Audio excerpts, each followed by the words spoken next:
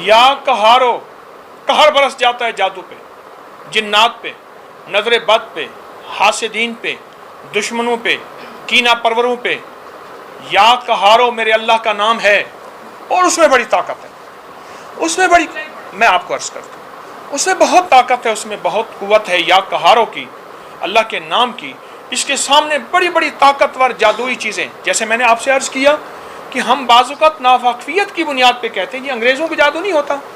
میں کہتا ہوں وہ جادو، میں نے تو سینکڑوں کتابیں جمع کی ہیں انگریزوں کی، ہزاروں لاکھوں صفحات ہیں ان کے۔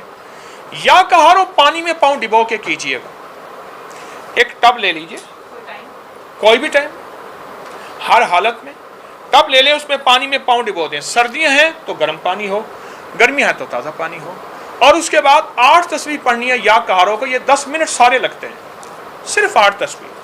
آپ دیکھیں نا، ایک تسبیح پڑھیں آپ یا کہارو کی، اور اپنے مقصد کا تصور ہو، جو جادو، جنات، اثرات، نظر بد، کوئی چیز ہے، اس پہ واپس پلٹ جائے اور قہر برس جائے۔